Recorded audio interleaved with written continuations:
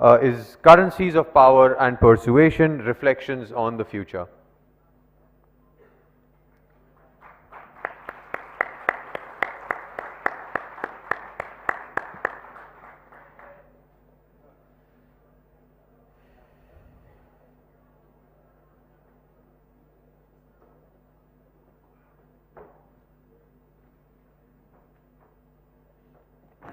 Yeah, thank you.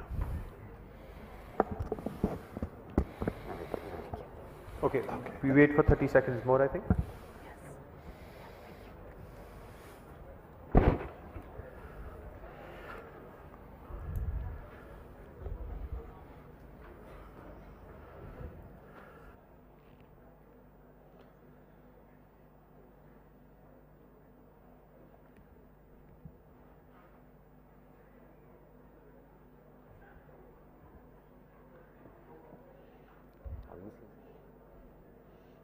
I think we're just waiting.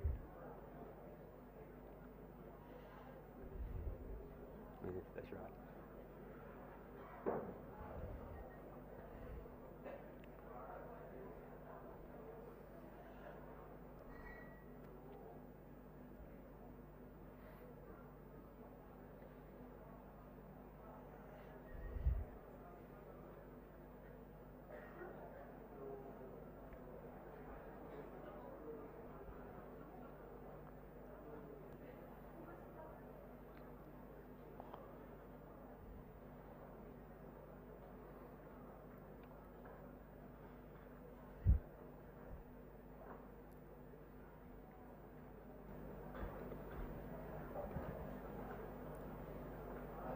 No, that's okay. Sorry for the slight delay, but you know what? Before we begin this panel, and I want this to be the showstopper. So this Justin will have the final word on this panel. I just wanted to very quickly thank you all for being with us. You are the believers who are still here after 2.5 days. So thank you for being with us through this journey.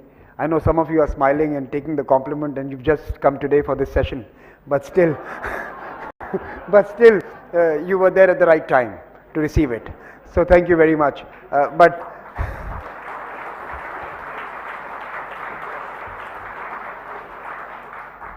And the second thing I really wanted to do was that I really wanted to thank the teams from MEA and ORF who have worked very hard to make this happen.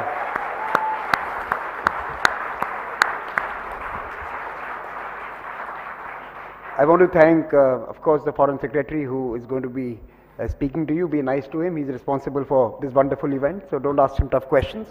I also want to thank the External Affairs Minister in absence for his leadership through the project.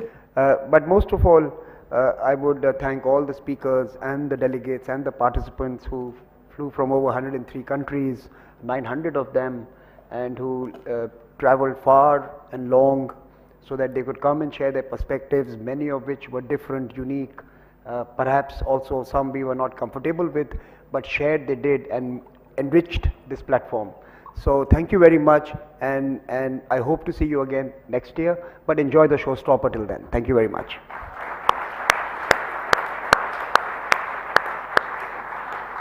Thanks, Samir, and can I just say on behalf of the entire panel and everyone here, what a great job you and your team at ORF have done. It's been another fabulous Rosina dialogue that we're all proud to be part of. Well, welcome to the final panel, everyone. I'm Justin Bassey, the Executive Director of the Australian Strategic Policy Institute, and I think we've got a fabulous way to end the dialogue panels today. A great way to wrap up by looking to the future. But first, to recap, as globalisation gathered speed through the Cold War, a dominant view emerged that interconnectedness through trade was an inherent good for society and would mean less conflict. In recent years, it was realised that once interconnectedness becomes economic dependency, a power imbalance forms, which, when coupled with different value sets and strategic objectives, enables coercion and conflict short of war, or, as we've seen through Russia's illegal invasion of Ukraine, even war itself. we seem to be going through the exact same scenario now with technology. An overwhelming view that the interconnectedness enabled by tech advancement is an inherent positive. And indeed, we have all gained economic prosperity from the new technological age. But are we again seeing this interconnectedness turn into tech dependency that, if combined with a different value set and strategic objectives, will enable coercion at a supercharged level across entire societies if not addressed? To answer this and many other tech future challenges, it's great to welcome the esteemed panel, the Indian Foreign Secretary, Vinay Quatra, Gundarera, Parliamentary Secretary, Latvia's Ministry of Foreign Affairs, Jane Hull-Lute, former Deputy Secretary of the US Department of Homeland Security, Ike Wilson, President, Joint Special Operations University, and Reinhard Bütikofer, Member of the European Parliament. Let's get straight into it. Reinhard, to you first.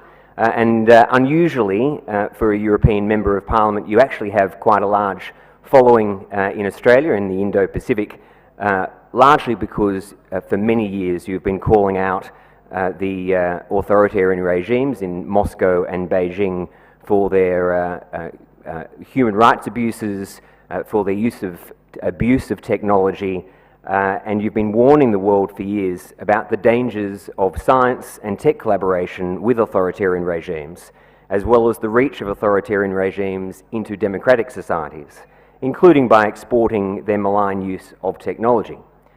So what does the future look like if democratic governments and societies view technology only through a commercial lens and not as a values-based platform that can be used to further national strategic objectives?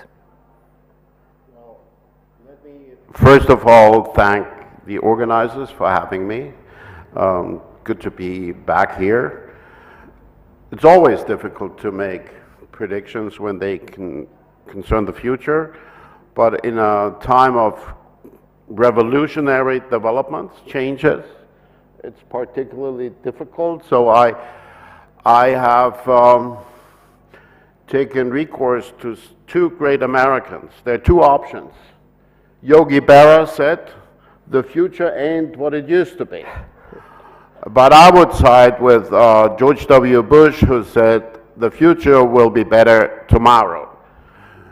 I think we do have a good future ahead of us, but only under one very important strategic condition, that we understand that the framing, the political, the cultural, the philosophical framing of our battle against authoritarian regimes makes all of the difference.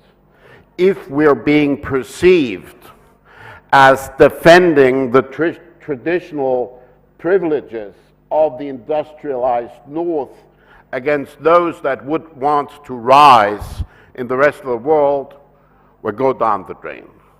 If, however, and that means we cannot just pursue an anti-China or anti-Russia policy. We have to formulate positive goals. We have to talk about how we want to contribute to a transformative development in international relations with regard to sustainability, particularly, of course, concerning also the climate crisis, how we would contribute global public goods, how we would partner. Having said that, I believe it's high time that we wake up. In some of the competition, we have been asleep at the wheel. Your institute just published an analysis of technology leadership across 44 different sectors of advanced technologies, and the basic, there are two basic results. One is that of 44 sectors, China leads in 37, and the US in 7. But then there is a second result. The aggregate contribution of democracies is still very strong, because it's not just the US, it's also India, it's Italy, it's the UK, it's Korea and Germany. Those are the most prominent contributors. Not recognizing the dangers that are obviously implicit in that situation would amount to continued unilateral disarmament on the technology sector.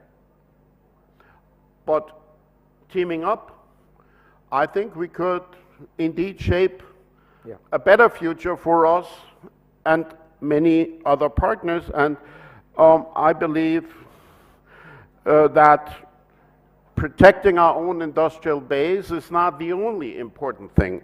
Of course, also cooperating in developing, for instance, raw material partnerships. We in the West are dependent on Chinese processing of critical raw materials. With regard to rare earth, it's over 95%. China imports those rare earth from all around the globe, processes it, and turns it into a leverage for economic coercion, into an economic chokehold. But why are we not smart enough to team up with countries like Namibia and others that are resource rich but do not have the industry to process? Why don't we help financing that development, and on that basis also benefit, because we're not dependent on just one source? Let me stop there. Well, it's a very good place to stop with a very good question. Thank you for the reference to the critical tech tracker. It is both alarming, but as you say, shows the benefits of partnerships and collective action. Jane, can we look further at the points that Reinhard raised and ask how, and indeed if, democratic countries can successfully balance the benefits of our open societies with mitigating the vulnerabilities, including the ability for authoritarian regimes to not only control their own systems, but message disinformation into ours? Yeah, let me add my thanks to Reinhard for this terrific conference. Every year it gets better and more exciting, and I think it is absolutely the hottest ticket on the planet when it comes to these kinds of gatherings. So my congratulations. I think governments are really struggling with their role when it comes to tech. I think there are three questions surrounding it. I use these typically in the context of cybersecurity, but I think it applies to tech more generally. How do we architect systems we can trust from components we can't? How do we safeguard information, our identities, our communities, our societies, in an open exchange of information where data centricity is a reality, but data liquidity is an imperative? And what should the role of government be? And governments have been struggling with their role with respect to tech, because the private sector, indeed individual human beings, have moved into this space. They're not waiting around to be told what to do by governments. If we just look at the question of cybersecurity and the technology associated with keeping us safe online, because the internet is older than most of the world's planet, most of the people on the world's planet, yet there's not a single thing we can do online secure and safe and confident in that safety and security. Why not? Because for a long time, businesses, if you were attacked from a cyber point of view, let's say over the past 10 or 15 years, business treated it as a nuisance. You treat it as a nuisance, the cost of doing business. The cybersecurity industry treated it as a money-making machine, because all of us were special flowers that needed special care and feeding, not really acknowledging that, frankly, we're all on the same internet, we're all seeing the same level of threats. And governments treated it like an intel program. And governments still treat a lot of technology and technology development as highly compartmentalized intel programs. And the fact of the matter is, things are happening too fast in terms of development, commercialization, and scale, that governments really now are only market participants. So I think there are two areas specifically where governments have a challenge, and we have a right to expect that they will do better and do more. One area is exponential weaponry. This is weaponry that has you have the ability to exponentially expand the lethal effects of weapons in individuated hands, individual hands. This is a real and present danger. This technology currently exists. People around the world are using it. Are hostile governments using it? Yes. Are gangs, or organized crime using it? Yes. Do governments have a handle on it? No. And the other area, as you mentioned, Justin, is dis and misinformation. The public now has a right to know what's going on. What do they expect from their governments? They expect governments to simply tell the truth. Governments are very often telling the truth, but they're not doing it simply. And publics expect governments to simply tell the truth in a timely way and not get too cute about it. But I think governments also have a right to expect from the public that the public wants to be informed, not be entertained, so they can focus on that job. Thanks, Jane. I think it absolutely shows the importance of the combination of capability and narrative, that to be competitive here, we need to be able to do both well. And when you say that governments need to do more, probably the last decade or so, we've seen a number of democratic governments decide to step away from technological interest because of a fear of stifling innovation. But we need them to be a part of our technological future and not have a hands-off approach. So, thank you very much for that. Ike, can I turn to you all the way down there? Keen to discuss how tech could be used in the future. Is technology fundamentally changing our understanding of war, including by bringing new players into operational activities? And will we see an even greater divide between how democratic nations and authoritarian regimes use technology in conflict? Thanks, Justin. First, I just want to join you, Reinhard, Jane, all of my colleagues here on the panel, and thanks to ORF. Thanks to all the organizers for a phenomenal conference, and personally and professionally the opportunity to sit amongst this august body of experts and share some ideas with all of you. So thanks for that. I think any conversation, any deliberation on matters relating to war and warfare need to begin with an appreciation of the political object, right? The political imperatives behind the use and utility, if there ever is one, of war and warfare. What I'd like to say first off in that vein is that we are at a moment of dramatic change. What we are facing geostrategically, geopolitically, is nothing less than a return, and it is a return. There are new aspects, particularly in the technological realm, but at its fundamental level, it is a return to a time where we face dramatic disruptive change, and a change of a type, scope, and scale that outpaces organizations and organizational leadership's ability to first see and understand the consequences of the change, to adapt and innovate to those changes, and to develop solutions towards those changes. Typically in historical cycles of these types of changes in the realm of peace and warfare, the tendency is to move away from multilateral and collective action for defense and security, and to move further back into what I would call we're facing today, a 21st century neo-mercantilist reaction to a dramatic global change in the character of geopolitical competition that frankly all of the nation states of the globe, particularly democracies, are having a hard time and playing a bit of a catch-up game in trying to understand. Whenever those moments of strategic ambiguity arrive, the tendency is to go into the proverbial fetal position and to seek self-help solutions, and it creates a very much of a paradox. It creates a paradox where the nature of compound security dilemmas that these types of times historically generate, and typically you see it through the mechanisms and the technological advancements in war and warfare, right? We can talk about this going back to the times of the Mongols and the development of the stirrup on the saddle, right? We can go back to the times of the invention of gunpowder, from smoothbore riflery to rifled musketry, and every one of these technological evolutions and revolutions creates a lag between societies and governments' social compacts with one another, unilaterally and collectively, and that lagging behind the nature of the change. These tend to be very dangerous moments. They tend to be ripe for metastasizing the potential for wars of all types, scope, and scale, particularly towards the high end of what we'd call epochal wars or great power conflicts. And I believe that's the position we're in today.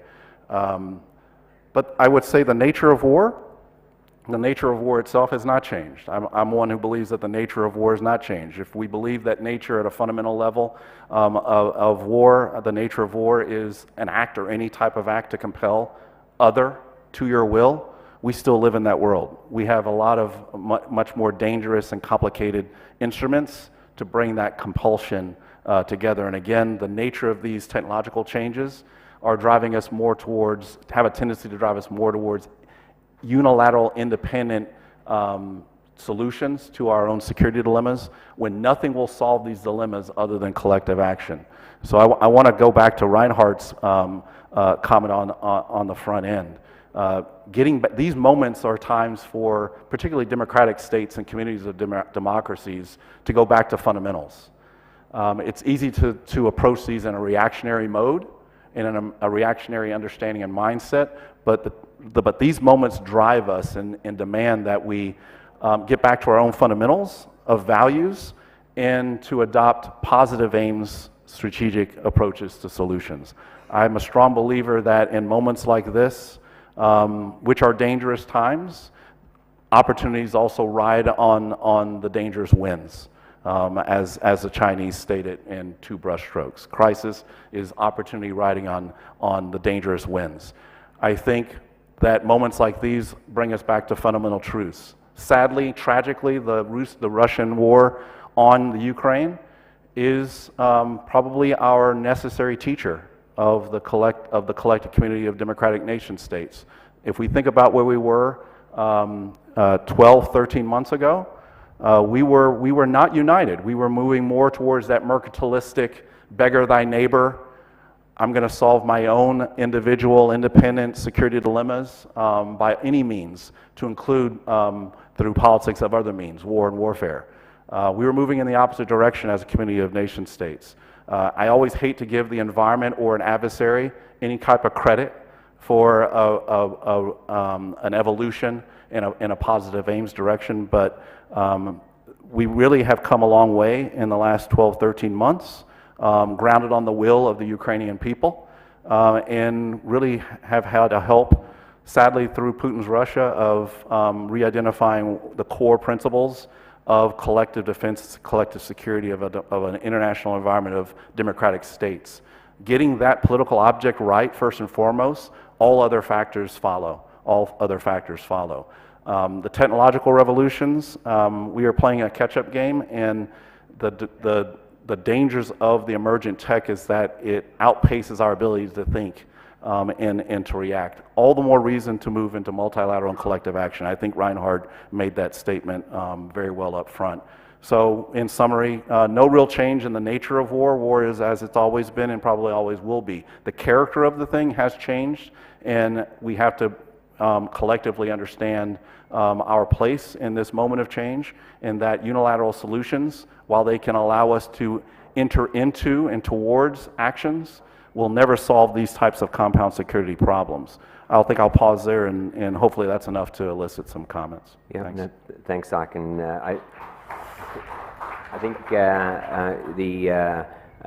the two key principles there, the need for collective action, but also your reference to needing to sometimes just go back to fundamentals and our values.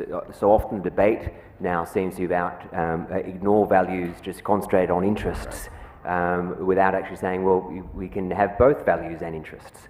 That's, I think, a very important point. Justin, if I could just say one thing on that point. We've made, over the last 22 years in particular, we've made a grand distinction between values and interests, either or.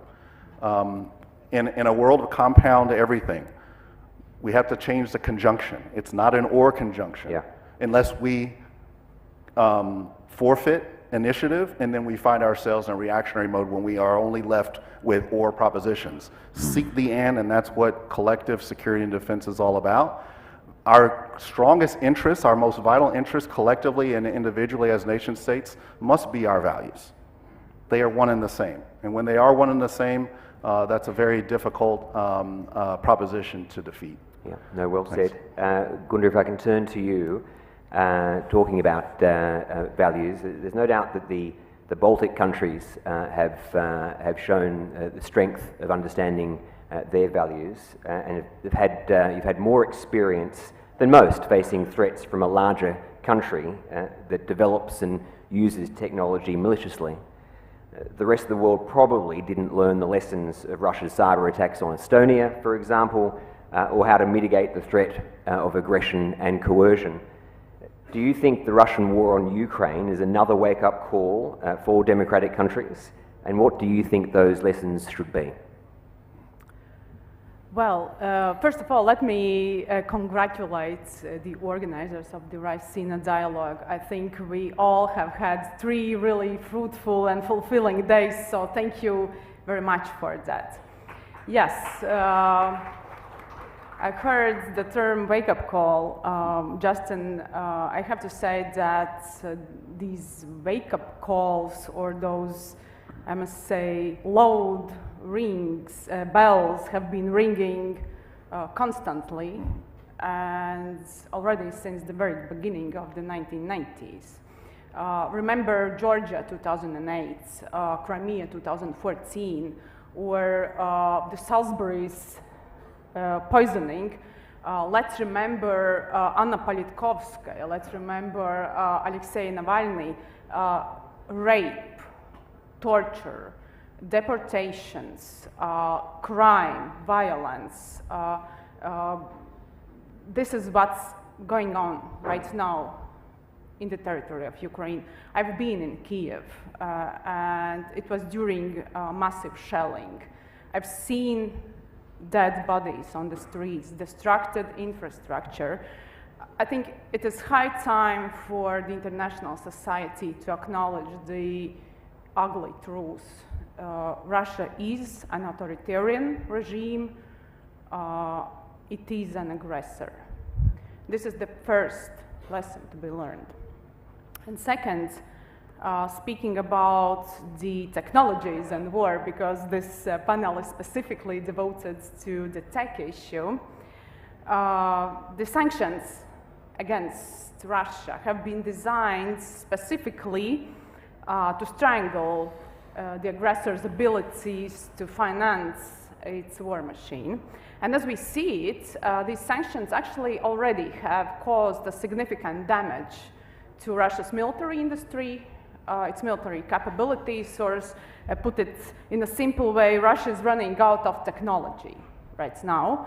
Well, I'm speaking, for instance, about the microchips for precision technologies, or combat drones, ballistic missiles, and so. Therefore, we call for the military technology, for the dual-use technology not to be supplied to Russia. It is, well, and actually, it includes a wide range of products, including, you know, drones, chemicals, or vehicles, and so on and so forth. It is so important not support Russia in any way, and not to support its capabilities to arm itself and to finance the aggression against the Ukraine. You know, there is lies, big lies, and then the Russian propaganda. It's so obvious who's the aggressor, and it's so obvious who is defending its country, its people, its sovereignty. Therefore, it's so crucial to stop Russia's aggression against Ukraine, because, you know, also other aggressors may look at the international response and use it as an encouragement to continue such kind of war of aggression or aggression crimes in other regions of the world. Therefore, yes, I'm sure that peace and justice will be achieved in Ukraine, and I'm certain that the path to international accountability will go through The Hague. Thanks, Gunda. Can I turn to a very patient Foreign Secretary? I want to dive into India specifically, seeing as though India is really undergoing a significant digital transformation. Could you briefly tell us about India's digital transformation story and specifically what the role of government is in it, given we've been talking here about a lot about the private-public sector divide. So how do we have a digital transformation here in India, and what is the role of government? Thank you very much, and thank you very much to the ORF and the organizers for having me over for this session. And congratulations to Team ORF for putting together this fantastic show over the last 3 days. Provocative, uncertain, turbulent. We'll figure out a bit of this after this is over between me and Samir. You know, technology and the way we look at it, we have I would say in many ways compared to what I've heard, and what I'm going to say will probably resonate with a couple of panelists. A couple of them may find it contrarian, but technology in itself is what it is. The nature of technology does not actually define its use. The user case of technology is a function of what are your foundational parameters to look at technology. So in the Indian context, fundamentally when we look at technology, we essentially have two set of binary foundations. And the entire template of digital transformation in India is pegged on pretty much those two binaries. The first binary is, again, and this draws and then in turn permeates into our own values and ethos of democracy. So the first binary that we always look at, and this pretty much defines our worldview towards technology, digital being a part of it, is open versus close. So should the digital technology world or technology world per se be close or open? We have very consciously, deliberately gone for openness in the use of technology, more specifically in this case in the use of digital. That's binary number one. Binary number two, which forms the foundation, is public good versus private gain. There again, because of our value system and ethos, we have gone for public good. Just as the physical infrastructure essentially is a public good made by the government, digital infrastructure in our context is a public good. It's treated as such. And it is based on these foundations that the digital technology world was integrated into our society in all domains of our society, which resulted in, 4 to 5 key transformations, I would say. You mentioned about the role of the government. The role of the government in this has been very clear, and a leadership role under the leadership of Prime Minister Shri Narendra Modi. He has been, his fundamental belief is that technology can serve a transformative role in the delivery of governance. As simple as that.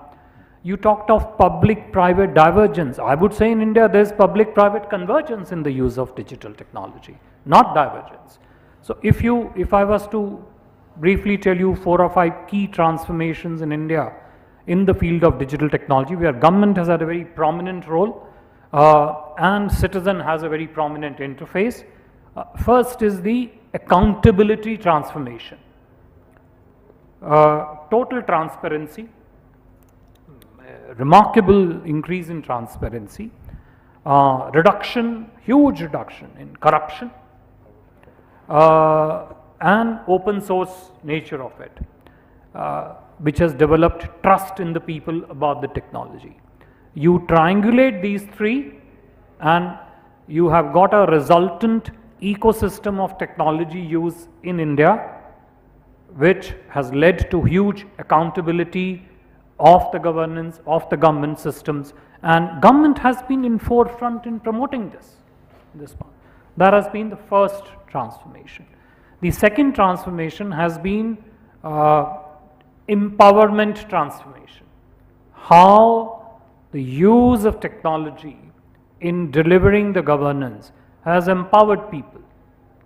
Now, to the academics and to the statisticians, this may look just like a number, but its impact on the ground has been huge. So I'll give you just one particular data set, which actually was one of the first data set to be built up when the digital transformation for the public governance and public good started in India, which is the data set relating to financial inclusion, essentially, including those segments of the population which haven't had access to financial systems. So we have roughly 480 odd million beneficiaries who, through the process of technology, who were financially in the periphery of the systems, were included and mainstreamed as part of financial inclusion process. Now that has had a huge empowerment impact on the ground. So much so that today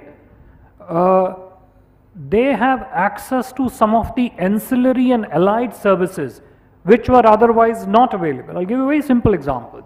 If I did not have a bank account, if I did not have the record of my financial transactions, I would not get credit facility from the financial institutions. After the financial inclusion of this large mass of people, after the massive build-up of digital payment platform, and I'll give one example of that later on, we have a system that if I'm a very small shopkeeper with a, let's say, a monthly, revenue stream of equivalent of, let's say, $300, $400, banking system can track that through the platforms and extend to me the credit facility. And I was, till just a few years ago, excluded from that financial credit system. So it's a huge, it's been a huge empowerment, transformation, it's true. empowerment system that has resulted. I think just before you go on to that, I think Reinhard, you had a comment. I wanted to comment, sir, on your statement that technology can help you go to heaven or go to hell. It depends on, and I agree with that. Okay. But I think we should look at standards that govern technologies, and their societies imprint their values on technology. I'll give you an example. About 2 or 3 years ago, in the ITU, International Telecoms Union, Huawei and the Chinese government advocated for a new standard for the Internet, Internet 2.0, and they would include in the standardization a sensor switch, which they thought was necessary for the new standard. Okay. That's an example where standards do influence the technology by imprinting our values. Your point on standards is important. It actually leads, Vinay, I think, to an important question that I think a number of people in the audience would be keen to hear from you, that when you're talking about standards and governance values, Reinhard, the digital transformation that you talked about so well, Foreign Secretary, has happened at the same time that India has prohibited a full range of Chinese technologies, including, for example, TikTok. So with Americans and Europeans and Australian on the panel here with you, how are you able to provide us with advice on how our countries should be looking at these Chinese platforms and whether we should be looking to do the same, have the same approach as India? Okay. No, I thought I ran out of time, otherwise I had one additional point to make, but I somehow got a sense that my time had run out. I had the last point to make. Keeping it interactive, yeah. You know, but since point of standards has been made, you know, as I mentioned right in the beginning, one of the key foundations for us to have built this digital ecosystem has been, as I said, open versus close and public versus good. Ours is a combination of public and open. As a result of that, in the process, yes, it will create millionaires along the way as you go along. But for us, the principal target is the public good, public governance. And that's the third part I wanted to come, because this has been mentioned by panelists in one way or another, which is our template of digital transformation also offers a choice to other developing countries. So if you talk of standards, standards of technology on which it is built is one part of it. But on those standards, what kind of service delivery platforms you build, what kind of service delivery standards you build is up to you. That choice is yours. Hardware choice, if you do not have this, and every society, let's face it, has a certain degree of engineering capability which is inbuilt into it. We are acutely conscious of what our strengths and that field are, but we are acutely conscious that if there is a hardware layer, let's say of 4G, 5G you mentioned, 6G on the horizon, 7G not too far away, people are already talking about 8G in some sense. All right, the standard matrix will evolve as you go along.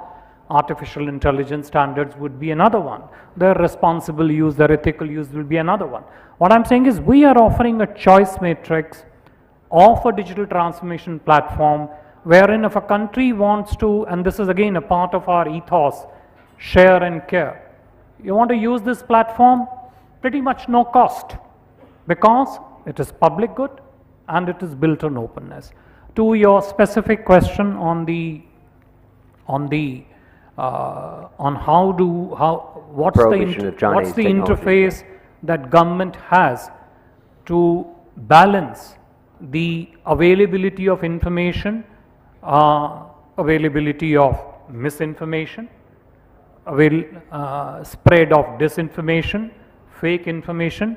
That is a balance which each government, it's a constant thing. Each government has to continue to address that within a given societal matrix. So what you saw vis-a-vis the banning of various Chinese apps is no different in that sense.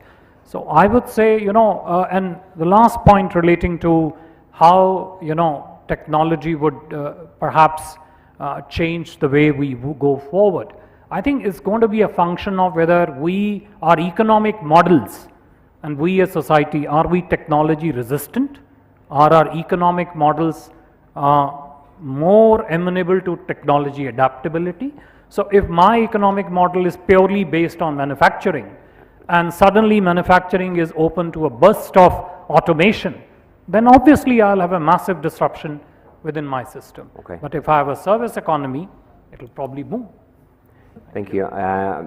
We've got about 5 minutes to go. I do have a final question for the panel, but does anyone have a question from the audience? Please.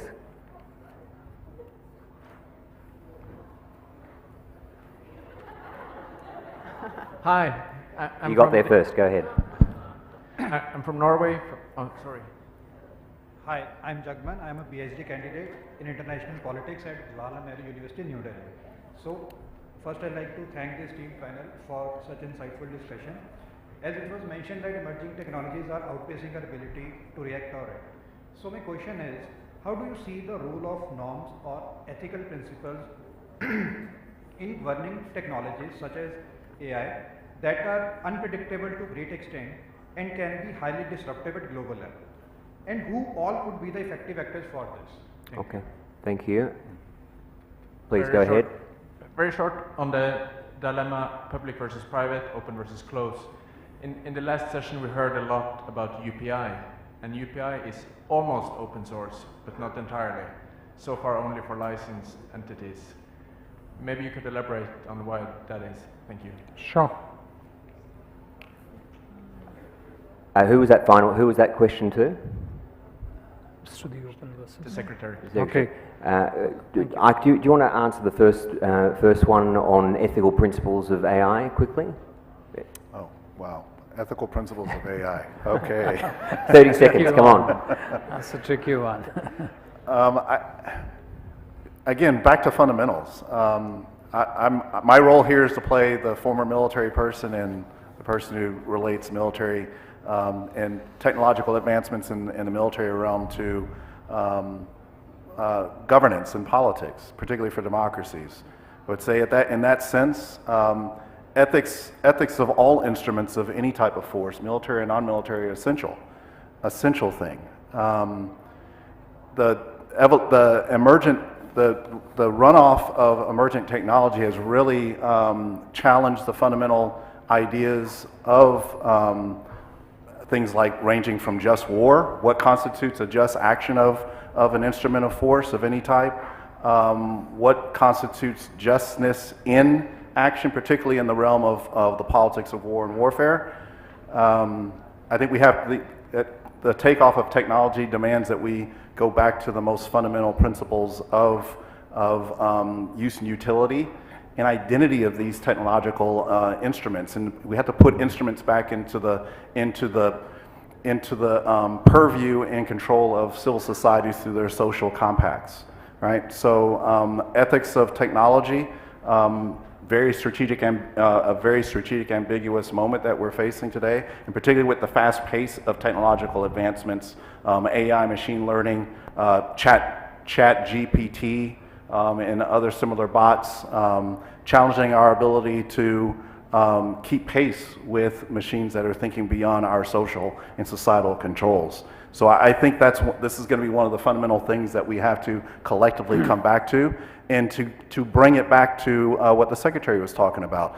The most ethical thing that we can do is get technology back into a construct of public good, and that's an essential thing for democratic republics. I'll pause there. I'm not a technological expert. I will say one more thing real quickly. Civil-military relations, and I meant to say this in my opener, I think another fundamental thing, particularly for democracies, is the essentiality of us to go back and reaffirm our fundamental core values in the relationship of any instrument of force, particularly the military force, and particularly military force hyper-enabled by technological advancements, in a subordination, a reaffirmation of the subordination of the military back to civil society, and to recalibrate those controls.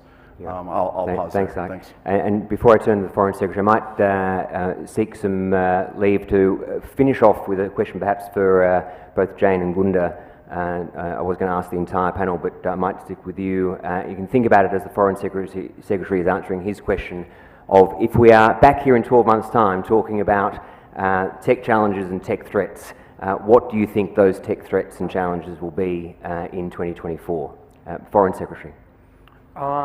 Thank you. I definitely have a longish comment to give on ethics of AI, but I'll bypass that, so it's a shortage of time. But to the question on public good of the UPI, I would just give you 2 data points. When the UPI started, when it was introduced, we only had 35 banks whose payment applications used to run through the UPI platform. Today we have 383 banks. When it started, its volume of transactions was roughly $100 odd million in a month. I think today it's touching roughly $1 trillion plus dollars in terms of transaction. It was only confined to India when it was introduced. Today, its payment interface, it's a UPI is a interface. You can build any layer of platforms on it. Today, it's movable to 10 countries and expanding.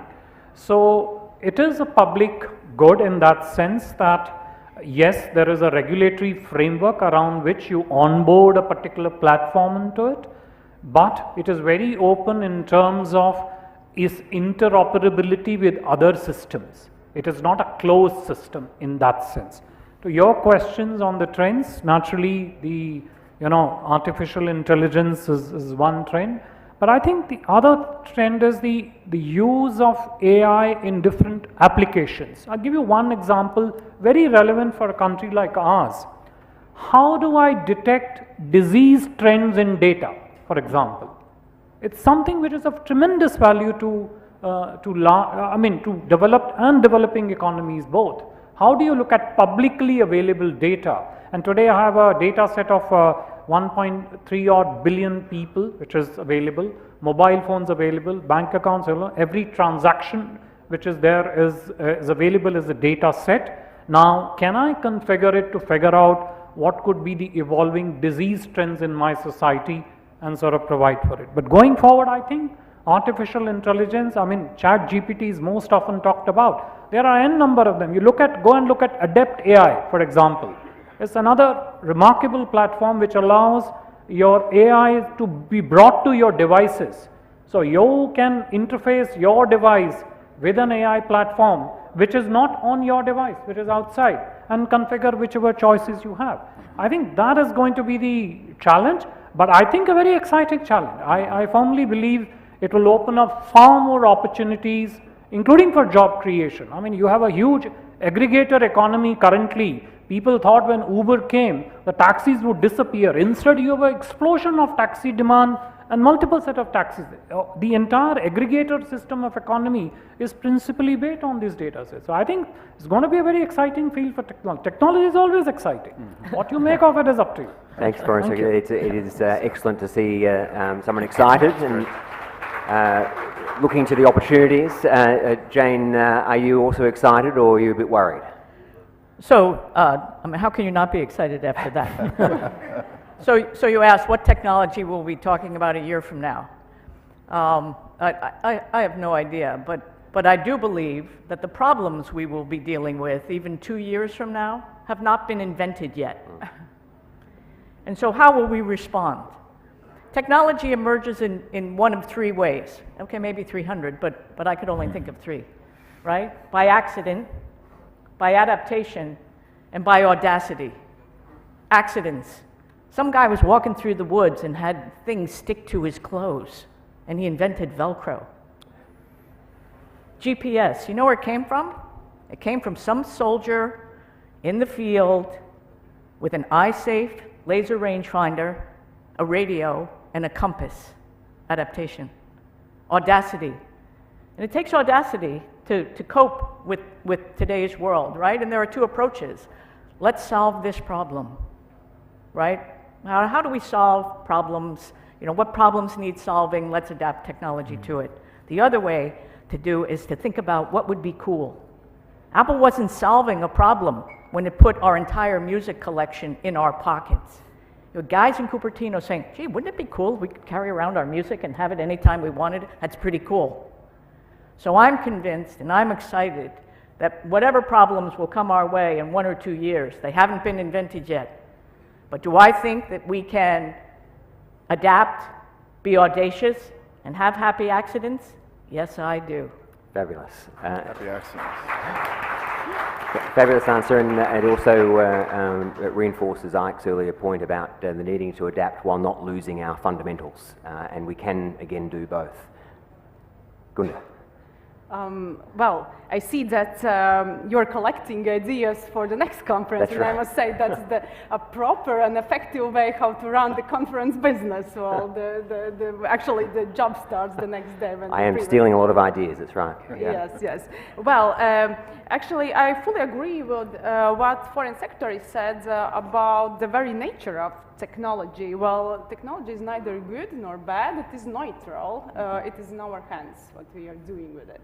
Therefore, if you're talking about next conferences or years, I must say that first of all, we shouldn't be afraid of technology because yes, if we look at the whole history of humanity, it is a history of technological development on the one hand.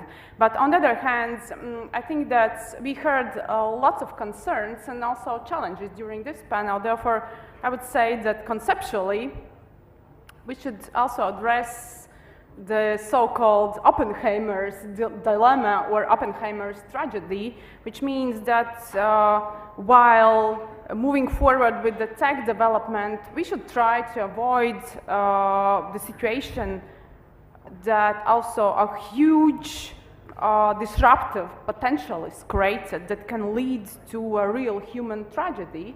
Well, we've seen during the COVID-19 pandemics that the disinformation, a really serious and dangerous disinformation was spread with the help of technology, with via social media. It acted, you know, like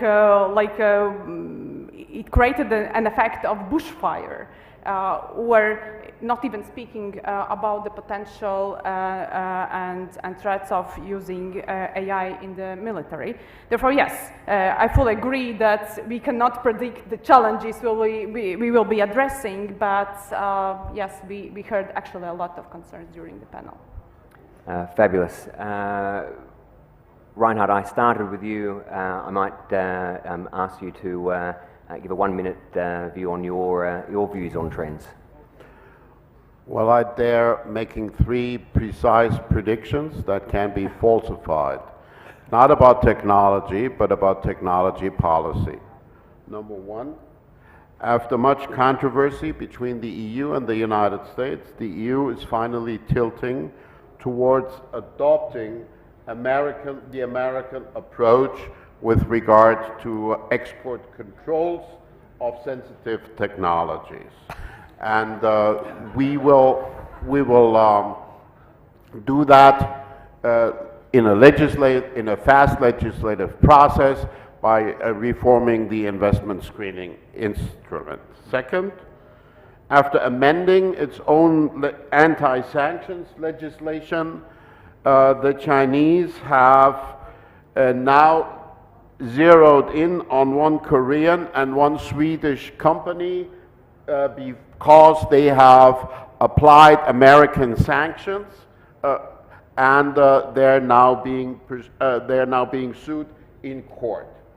Third, because the Czech president has met the new Taiwan president, 1.4 billion Chinese citizens are so enraged that all of a sudden China cannot export solar wafers to the EU anymore. That's interesting. All right. Really Well, we will wait to see how many are correct, Reinhard. I'm well and truly over time, and thank you for staying all this time, and hopefully you've learned a lot from the esteemed panel on where we are with technology, where we've been, and most importantly, where we're going. There are lots of threats, lots of challenges, but I think what has been said, including by the Foreign Secretary and by Jane, is that there's a lot to be excited about as well. So please join me in thanking the great panel.